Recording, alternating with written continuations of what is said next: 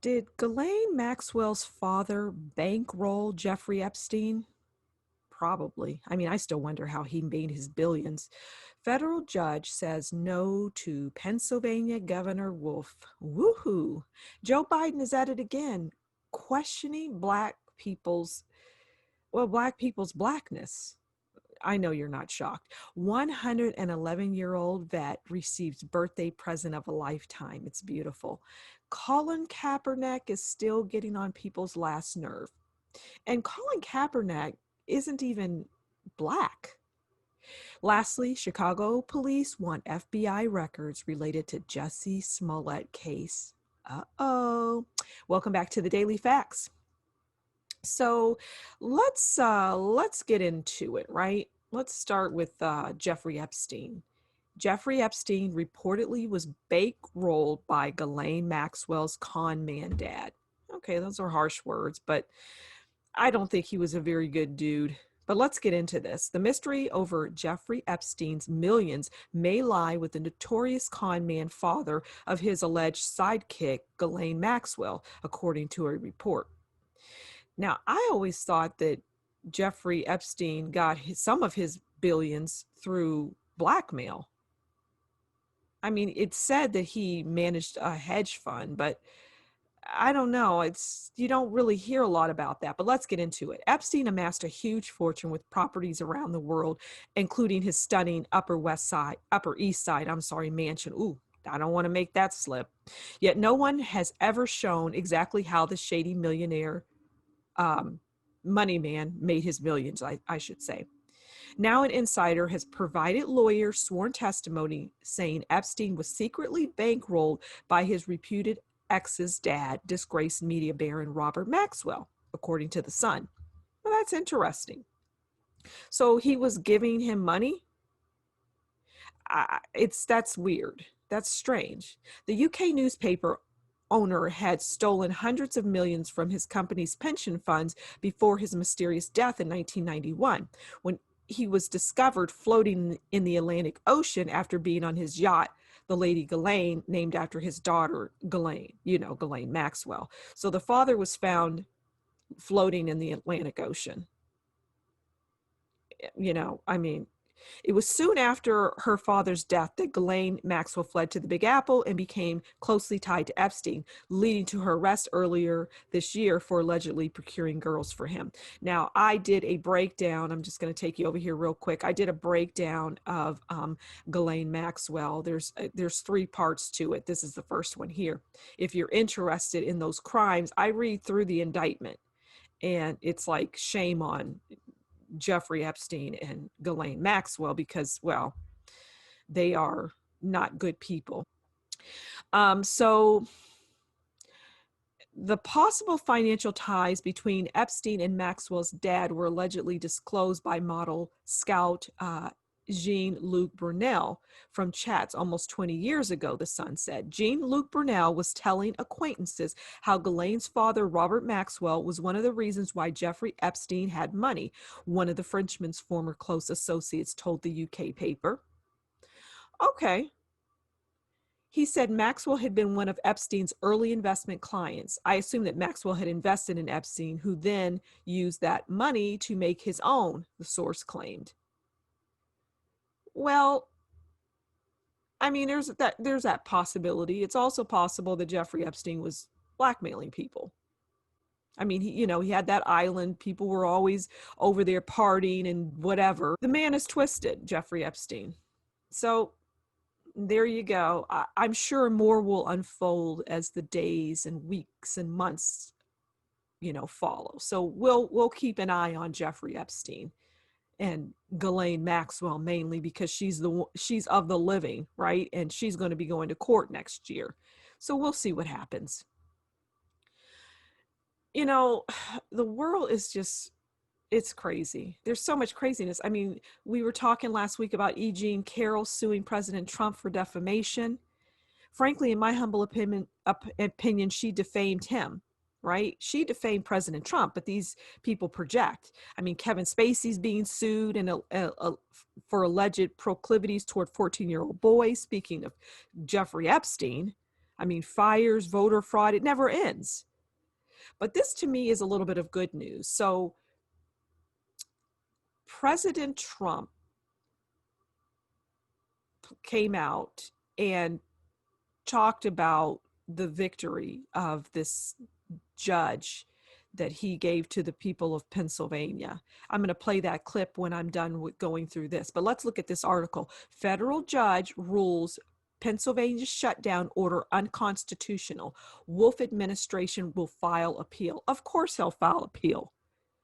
I mean, come on. The judge wrote Governor Tom Wolf's coronavirus orders had the good intention, but even in emergency, the authority of government is not unfettered. Well, amen. Governor Tom Wolf's administration says it will appeal a federal judge ruling that pandemic restrictions that require people to stay at home, place limits on gatherings, and order non-life-threatening businesses to close are unconstitutional. I suspect there's going to be a whole lot of this going on. I suspect there's going to be a whole lot of suing going on, and a whole lot of winning, and a whole lot of bankruptcy for states because of what they did during this shutdown.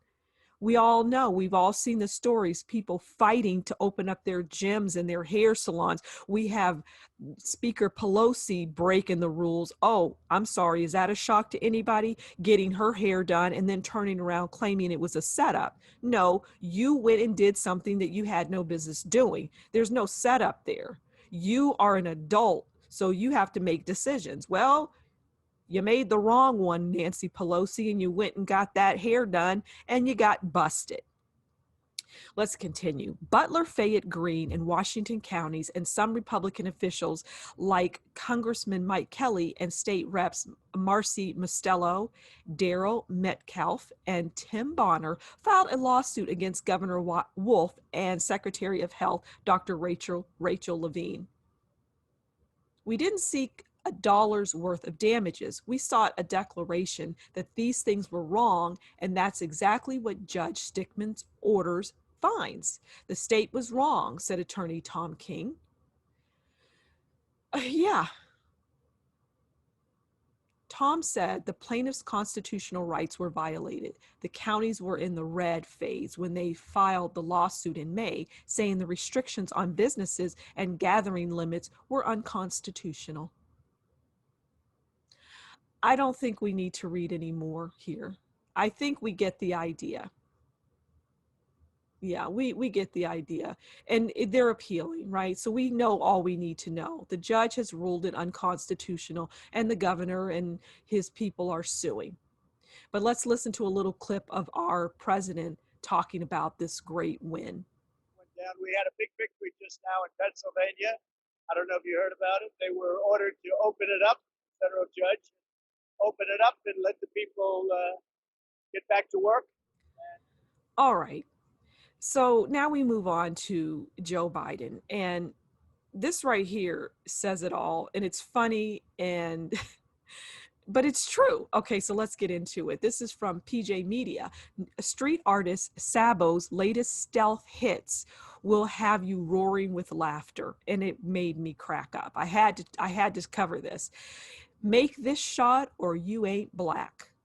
Now, we all know that Joe Biden was on talking to Charlemagne the God from the Breakfast Club, talking about if you don't vote Democrat, you ain't black. I mean, I didn't think that we all black people moved in one group and we were supposed to do what Joe Biden said. But anyway, let's read a little bit of this article. Conservative street artist Sabo has struck again and has mocked Joe Biden, Nancy Pelosi, and Kamala Harris. Sabo first hit Democratic presidential nominee Joe Biden. The idea came to him weeks ago, and after texting a few friends for feedback, the response was very strong. Enough laughed for me to want to do it, he said on Facebook. Not to mention, I thought it was a pretty damn good idea. With the concept set, he then created art, got a round trip plane ticket, and rented a car to scout locations. The Venice Beach basketball court was chosen for this one. 3 days and about $1,000 later at 3 a.m. on Sunday morning, we pulled it off in about 20 minutes. So this is him working on it, and this is the finished product, and I love it. Again, make this shot or you ain't black. You know, in other words, black people, black men especially, all they can do is play basketball. That's all they can do. That's all they're good at, is jumping and making hoops and, making baskets, getting the ball into the hoop. That's all they're good at, their athleticism. So, anyway, oh, that was funny. Oh, well, Joe, you brought it on yourself. Yeah, brought it on yourself. This next story I absolutely love. At age 111, yeah, I said it, 111 years old, oldest known World War II veteran receives birthday wishes flyover at New Orleans home. So here he is here. That's just so sweet. These ladies are performing for him. It's beautiful. The Victory Bells perform as Lawrence Brooks, the oldest living World War II veteran, celebrates his 111th birthday in style. There was a flyover by the aerobatic team. The National World War II Museum delivered nearly 10,000 birthday cards from around the world. Wow.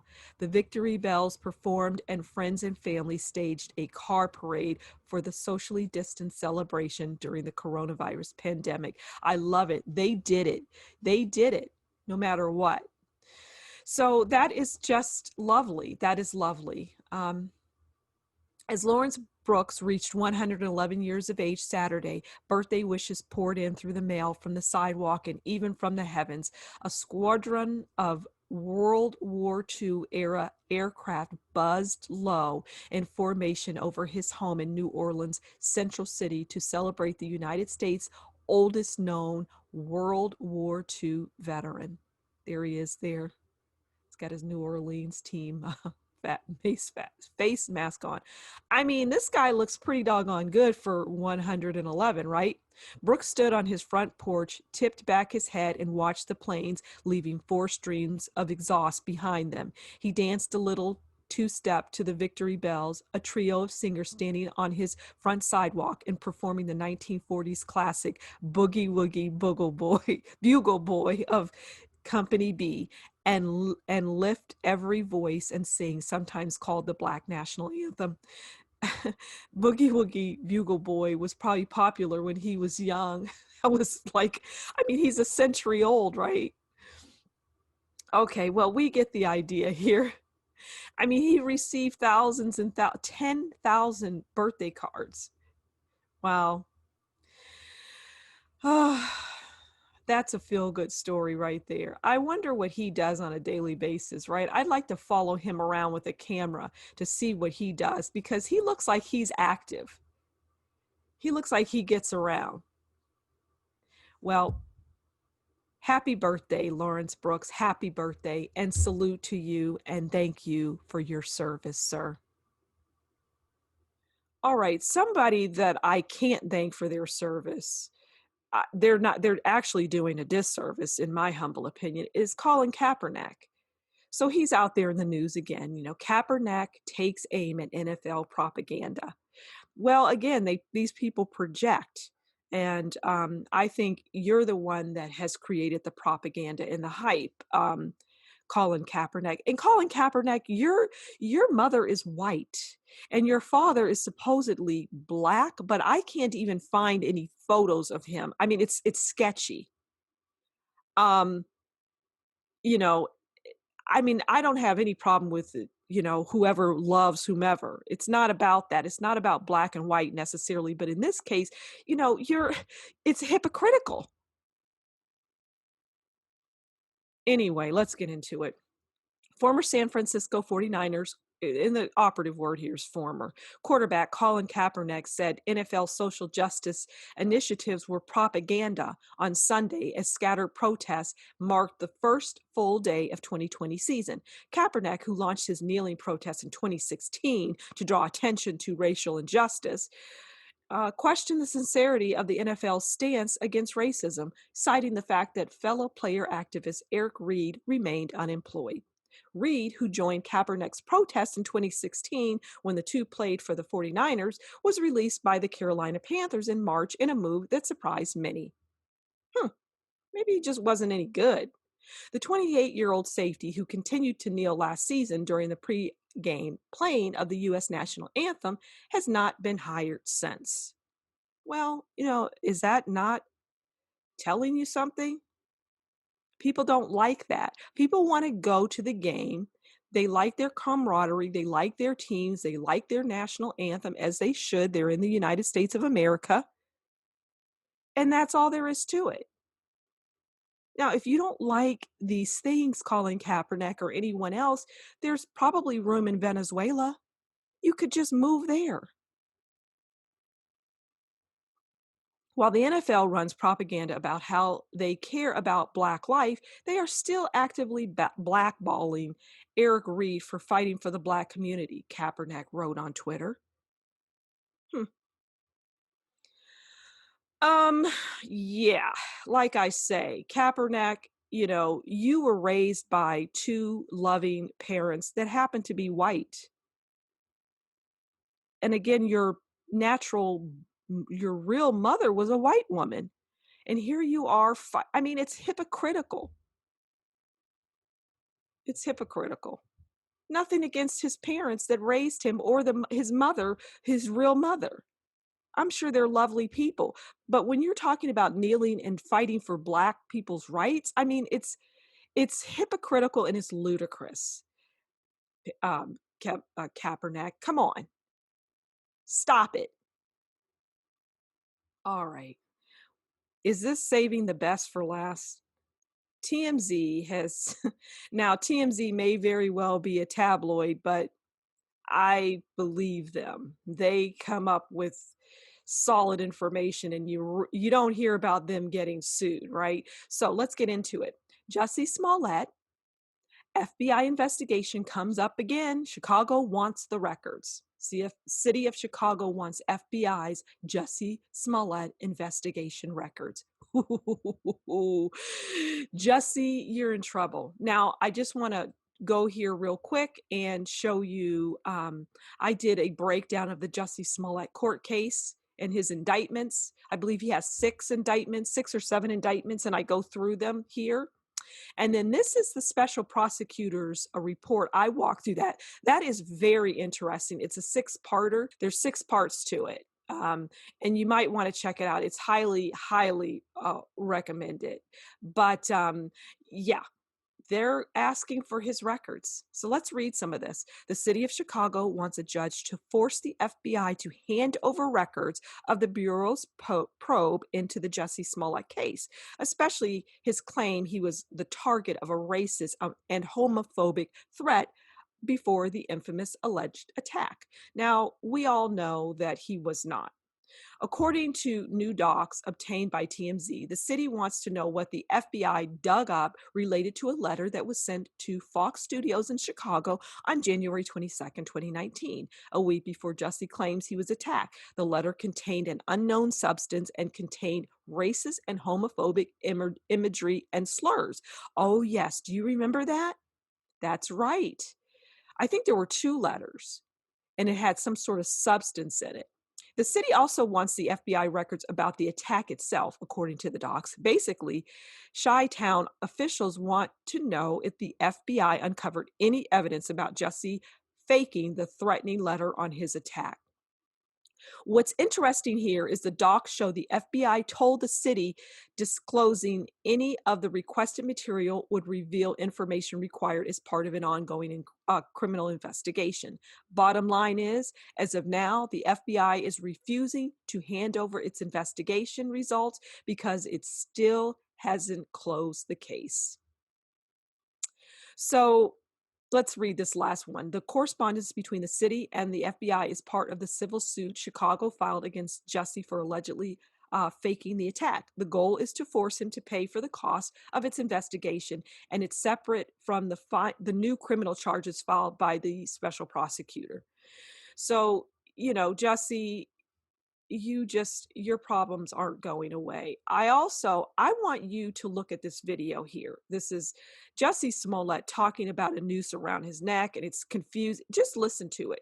I listened to the entire interview he did with Mark Lamont Hall, and it was fascinating. But the one thing that I extracted from it was this. Check it out and leave the comment below and tell me what you get from this, because I find it fascinating and telling. All right. Well, that's it for the Daily Facts. I appreciate you stopping by. Thank you. Please do like, share, subscribe, and leave a comment below. Take care, and we'll talk again soon. Bye.